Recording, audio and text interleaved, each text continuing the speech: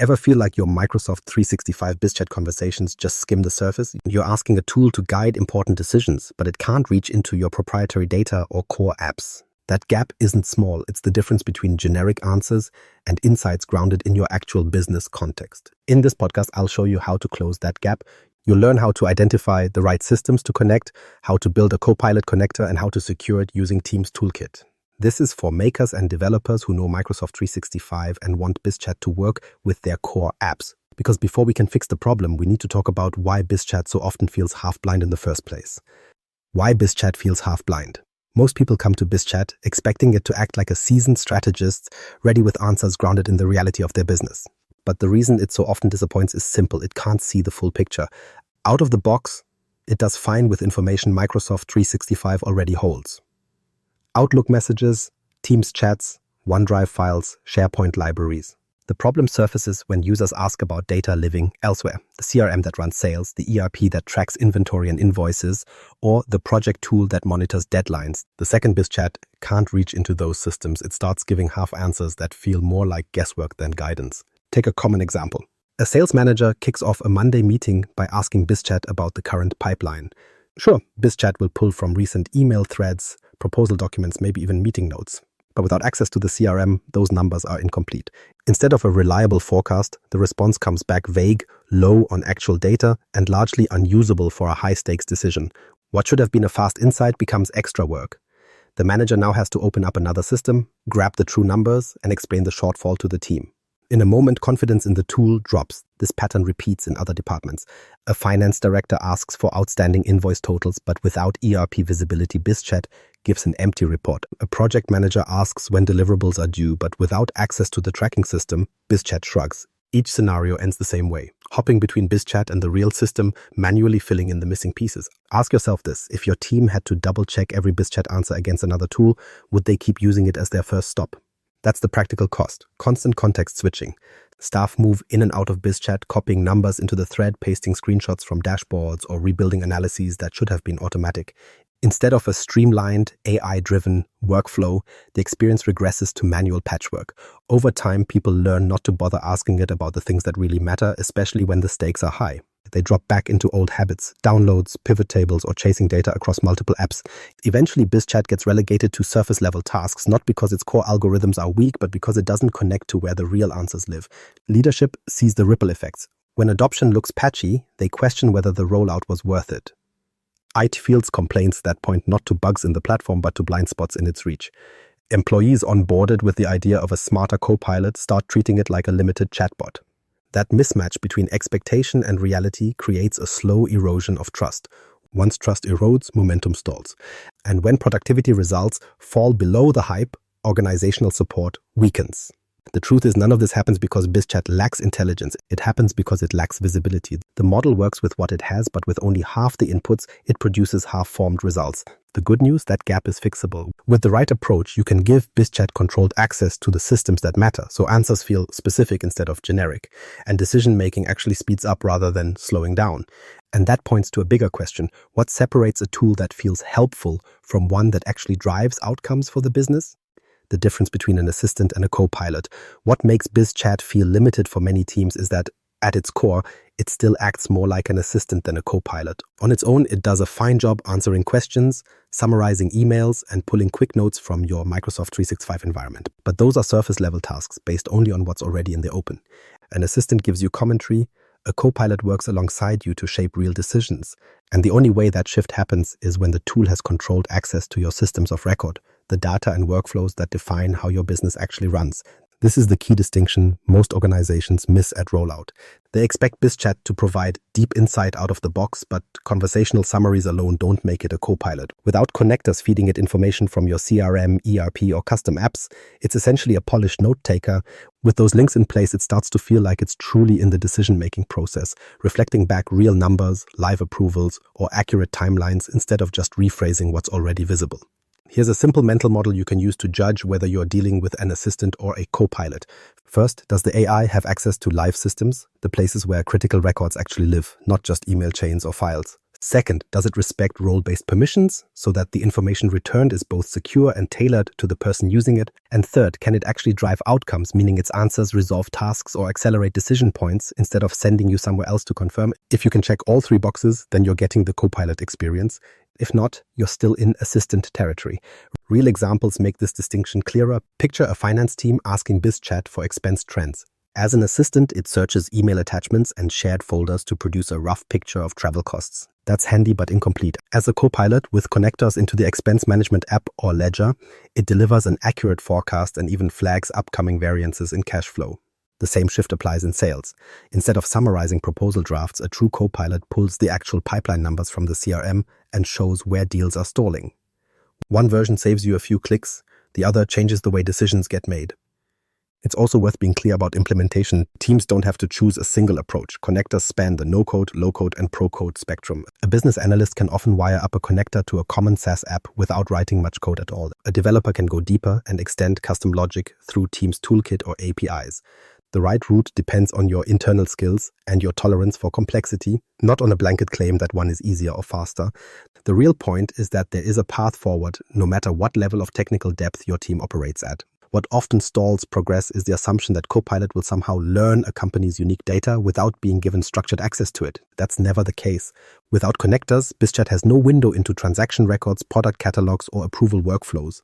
As a result, it reverts to generic answers, even though the intelligence to reason about that data is already there, waiting.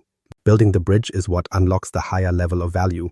And once you make that shift, the day-to-day experience changes. Users aren't bouncing between BisChat and other applications just to backfill what it couldn't provide. They get what they need inside the flow of the conversation. Over time, this builds confidence and trust. Questions go deeper. Adoption rates climb because people see BisChat as a system they can rely on, not just a convenience tool. Leadership feels the difference too, because teams are able to move faster on decisions with clear, defensible data at their fingertips. So the difference between an assistant and a Copilot isn't about flair, it's about integration. Assistants repeat what they can see. Copilots connect to what matters most and help you steer based on it. Recognizing that contrast is essential because the next decision you make determines whether you continue running BisChat in assistant mode or start enabling it to perform as a genuine Copilot. And that starts with one practical step: deciding which systems are worth connecting first, finding the right integration points. When it comes to getting real results from BisChat, the question isn't what can I connect, but which connections will change the way my teams work. The Microsoft ecosystem is wide open, with the ability to wire up dozens of apps and data sources. But no team has the time or resources to link everything at once. That's why the smartest move is to focus only on the integrations that deliver visible impact early. Get those right and confidence in BisChat rises. Get them wrong and adoption stalls. The most common mistake is starting with the easy wins that don't matter. It feels productive to connect a minor data source just to show something is live. But low-value integrations don't relieve the pain points people actually feel. As a result, workflows stay fragmented and employees walk away thinking the tool is more novelty than necessity. You don't want demo wins. You want operational wins. Like wiring a house. The first outlets you choose determine whether the rooms people need most are usable or just dim. So how do you focus on what matters? One quick way is to use a simple 3-question filter. First, how often is this data needed in day-to-day work? Second, does connecting it eliminate a painful context switch? Those moments when people leave BisChat to dig through another system. Third, what's the exposure risk? Is the data sensitive enough that integration requires extra governance before moving forward? If you get strong answers on frequency and friction and manageable answers on risk, you found a top candidate. You don't need an intensive analysis to know where to begin. Try a 60-second exercise with any stakeholder. Ask, when BisChat hits a wall for you, where do you go next? The answers, whether it's a product catalog, a project tool, or a shared document library, will highlight the rough edges everyone already knows. These breakaway moments are ideal places to start because integrating them removes constant interruptions and builds trust in the platform. One clear early win is targeting high-frequency, high-impact queries. For example, instead of looking up project timelines in a separate tracker, teams could ask BisChat directly for the latest status. That's the kind of interaction people repeat every day, where shaving off context switching has an immediate compounding effect. Contrast that with a once-a-month report, and you can see why prioritizing by frequency and workflow friction is the smarter strategy. It's equally important to avoid chasing integrations just because they're technically feasible. Almost any system can be connected in some way, but not every connection changes behavior. The right integrations are the ones that directly improve high-traffic decision points. wherever BisChat can surface real data in real time, forecast numbers, updated project milestones, status checks. It stops being an assistant and starts becoming a trusted part of the process. This is why mapping integration points is more than a technical planning step. It's about shaping perception. Employees don't care if the connector was easy to build. They care that BisChat finally delivers useful answers without them leaving the conversation. And once they see it handle high-value queries reliably, they keep coming back, which is how adoption compounds. Of course, prioritization doesn't mean ignoring long-term opportunities. Lower-frequency systems may still be worth connecting later, once the high-value targets prove BisChat's usefulness. But at the start, it's all about cutting the biggest sources of friction. That's what signals to employees and leadership that the rollout is working, and that integrating more systems is worth the time and effort. So the real filter isn't about technical possibility, it's about impact. Which integrations introduced right now give BisChat the power to provide clear, reliable answers at the exact moment a decision is being made? Identify those, and you've laid the foundation for transforming everyday interactions. And once you know where those opportunities are, the next step is understanding the actual mechanism that makes integration possible. What Copilot connectors really are. Copilot connectors are the piece that shifts BisChat from a superficial assistant into a tool that's actually useful for day-to-day decision-making. At its core, a connector is a controlled integration that lets BisChat query a system of record and return scoped answers. That's the role it plays, creating a managed bridge between AI and the trusted sources inside your business. Two facts are worth keeping in mind. Connectors don't change the model itself, they feed it context, and they can be built along a spectrum from no-code setups to full pro-code implementations. Think of how your data sits today, scattered across document libraries, structured databases, cloud systems, and specialized apps.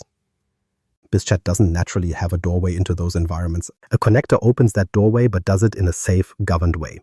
When you ask BisChat a question, the connector decides where that query should go, whether it's finding live sales numbers in the CRM, invoices in the ERP, or active projects in a planning tool, and then returns the scoped information you actually need. The difference is visible. Without a connector, BisChat gives you approximations pulled from mentions in chats or documents. With a connector, you get live, authoritative data that reflects what the system of record says right now. There's a common misconception that connectors are only for developers writing hundreds of lines of code. The reality is more balanced. For simple cases, business makers can configure integrations through no-code and low-code options. For complex or high-governance scenarios, developers step in with more advanced builds. Both roles matter. This is where Copilot Studio comes into play. It's the environment designed to extend Microsoft Copilot with custom agents, actions, and integrations, giving teams a way to design the experiences they actually need. For code-heavy API plugin scenarios, Teams Toolkit is also supported. Developers can use it to expose secure APIs that surface data from proprietary applications directly into BisChat with the right permissions applied. That flexibility means integrations can scale with both skill level and complexity, but it also reminds us some integrations will require heavy developer involvement and proper governance to get right. It's equally important to clear up how connectors interact with BisChat's built-in intelligence. They don't replace the AI that generates answers, they simply improve what the AI has to work with. Imagine asking about open purchase orders. Without a connector, BisChat collects scattered mentions from emails or meetings and forms a vague response. Add a connector, and suddenly BisChat queries the ERP, pulls back exact counts and statuses, and presents them in natural language. The workhorse is still the model, but the accuracy comes from the connector. What makes this powerful is that it isn't restricted to Microsoft-only systems. Yes, you can link into services across 365, but just as easily you can connect HR platforms, logistics tools, or custom databases that your business depends on. The crucial part is that every one of these handoffs happens through a connector. BisChat isn't blindly grabbing data in the background, it's routing questions in a managed way, respecting permissions and returning scoped results. That's how it remains governed while still useful. Another part people sometimes miss. Connectors are as much about business alignment as they are about technology. Setting one up forces a conversation between IT and business teams about which questions actually matter. Do managers need live sales updates? Do finance leads need visibility into unpaid invoices? Do project teams need delivery milestones in front of them during meetings? Connectors bring those priorities into focus and make them operational. That's one of their hidden values. They're not just about wiring systems, but about surfacing which workflows are most worth supporting. By this point, the role of a connector should be clear. It's not a niche add-on or a developer hobby project. It's the mechanism that transforms BisChat from clever summaries into a trusted copilot with access to accurate data. Without them, adoption struggles because the tool can't answer the questions people care about. With them, it steps into a new role, reliable enough to be used in front of peers in real decision-making scenarios and aligned with how the business really operates. The next natural step is to turn the idea into practice. Understanding what connectors are is important, but what gives them value is building one and making sure it's secured correctly. Building and securing your first connector. Building and securing your first connector is less about coding skill and more about discipline in how you design access. Yes, there's development involved, but the real weight is deciding what BisChat should see, how narrowly that scope is defined, and how tightly permissions are enforced. If the framework isn't planned from the start, you'll risk either leaking sensitive data or creating something so locked down that it doesn't help anyone. Security here isn't a layer you add later, it's the structure you build on. The main tool most teams start with is Teams Toolkit. It provides developer tooling and templates to accelerate building Copilot API plugins and integrating with your Azure resources. It gets you moving quickly on the technical side, but what it doesn't do is make the design decisions for you. You still need to define the right entry points, align them with business needs, and make sure every call stays within tightly scoped limits. What's tempting is to rush a demo connector just to show off live data, only to discover later that it exposes more information than anyone expected. Those quick wins look exciting, but if role-based boundaries vanish in the process, you've created a problem instead of a solution. A better approach is to treat the build as a structured sequence. Here's a 6-step checklist to keep the process grounded. Step 1, define the use case in plain terms. What's the actual business question you want BisChat to answer? Step 2, map the exact queries and the minimal dataset needed. Don't give it everything if only a few fields matter. Step 3, design the connector surface, choosing which fields are exposed and which are off limits. Step 4, implement authentication and scoping, using identity-based access controls to enforce who can ask what and who can see which results. Step 5, test with IT and business owners together, ideally with a small group of users running real queries to validate that permissions behave properly and the results actually support decision-making. Step 6, deploy with monitoring and governance in place so that you can track usage and adjust if something drifts out of scope. Read that out loud, and it almost works as a script for designing any secure integration. To make this tangible, let's consider a hypothetical example. Say your team wants BisChat to summarize CRM pipeline health. The request sounds simple: pull upcoming deal sizes, stages, and owners. But raw CRM records also contain free-form rep notes that often include sensitive customer details. In this scenario, the connector should surface the structured fields, stage, value, owner, while explicitly excluding those unstructured nodes. If you just wire the connector to everything, you've overexposed. If you define scope tightly, you get the insights managers need without spilling anything that violates privacy or compliance expectations. This isn't just a technical safeguard, it's a design principle.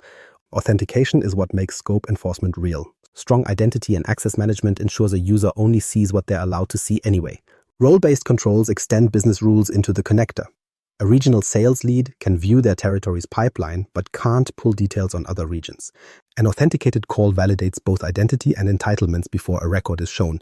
These aren't optional mechanics. They're essential steps to uphold existing boundaries and stop sensitive data from bleeding into a chat where it doesn't belong. It's also a mistake to let only one group own the process. It might know the system architecture, but business owners know which data points are mission critical and which should never be exposed. Leaving one side out leads to imbalance. Too restricted to be useful or too open to be safe. Bringing both perspectives in from the start avoids that trap.